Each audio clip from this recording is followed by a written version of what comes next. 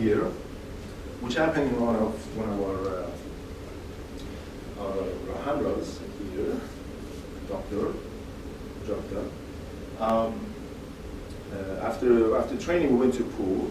He had made an attempt to teach us some diving. And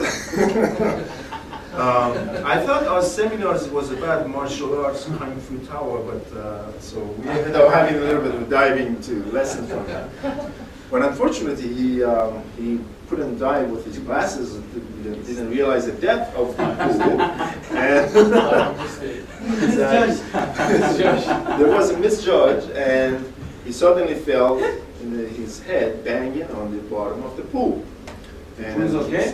Is the pool okay? The pool is okay. I noticed the water is going down, and so I hope they don't come back and sue us and damage the pool, because he's a tough guy. So when something I want to talk about this psychosomatic system that we have.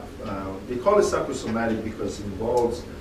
It's like our tissues, our joints have their own brain, make their own decisions, what to do, what not to do sometimes. When there is some violent action, motions, movements to some parts of our body, low back, say it, or if you get surgery on like reconstruction surgery on the ACL, the ligament, main ligament in the knee joint, or the neck especially, he was hit over here, but sometimes next day you feel, or same day even, you feel like your muscles involved getting, spastic. Because that's a defense mechanism. Body doesn't know what's going on. Say, okay, something happened. I have to protect myself. I have to protect this part. And the muscles go on in spasm, so tries to limit any movement, because doesn't know what's going on. Just thinks that, okay, something has happened. Same thing as you probably have seen or experienced seeing somebody gets injured to the knee, gets surgery. There's some sort of psychosomatics, notion is involved. For example, in the joint capsule. When the joint capsule that holds the fluid, around it and surrounds the knee joint, is poked by any instrument, surgical instrument,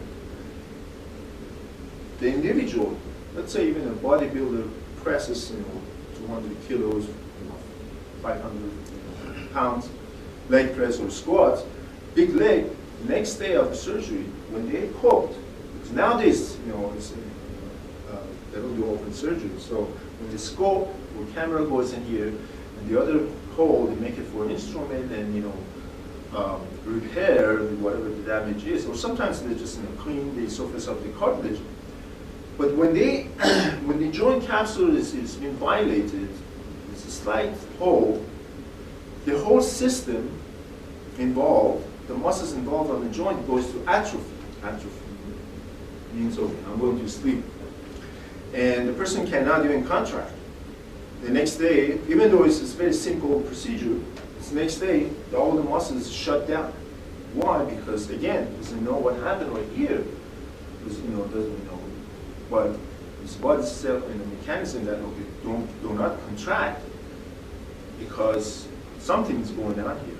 So through therapy, using some instrument, we try to have the muscles to fire again, the sequences of fires, the nerves fire properly, low magnitude to high, muscle fibers getting stronger, and the whole neuromuscular system kicks in, and we try to train it, re-educate the muscles to contract, so the individual can withstand more therapy, more conditioning, and put them back on the game, fight, training, practice, or any physical form of activity. Okay? So, in American football or rugby, there's a tendency that, as you can see, that we have the cervical or neck natural curve. That natural curve has more tendency to withstand the force to some extent when the impact is in front. It's been banned for several years. Now the coaches all know in the US and in Canada, and especially in the sport of football, American football, not European or other world football, that it used to be that when they would tackle the other individual as a ball, or the person who's running the ball to the other side, point the head to the individual. That has caused a lot of neck injuries and paralyzes the neck down of the individual. Why? Because when you disrupt that curve with the axial force is direct through the line of the joints, and when you disrupt that curve, you disrupt all the biomechanics of the vertebrae, and the tissue gets exposed, more prone to injuries.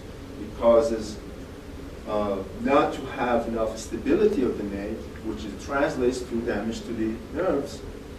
Right here, the cervical nerve, which runs through the rest of the body, therefore the individual can get paralyzed from the neck down. So just go over that part. And again, to summarize, if somebody gets a hit on the head, but the neck gets kind of stiff, or sometimes you sleep overnight, you're tired, you had a long day, you don't move much. And I'm going to explain to you I made a summary here of the muscles involved, that some muscles or muscle groups tend to be overactive, usually, even though you do not do any sports or anything, but some muscles have the tendency to be overactive for balance, for locomotion of our body and gait, and in daily living activities. And some tend to be, underactive or lengthening. And I explained to you with a very simple example that you would get the idea that how that happened. So basically, going back to what happened to Ajirnia is that that resulted on a spasm of the muscles to basically protect the neck.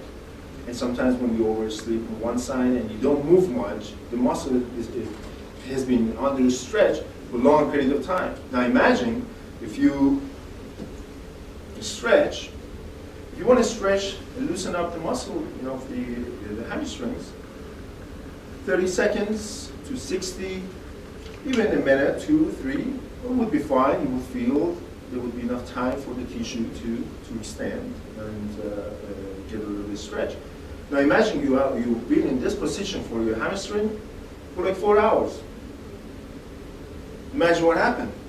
Then you wake up, you can't even bend the knee, you can't even function, you can't have the muscle fibers to fire.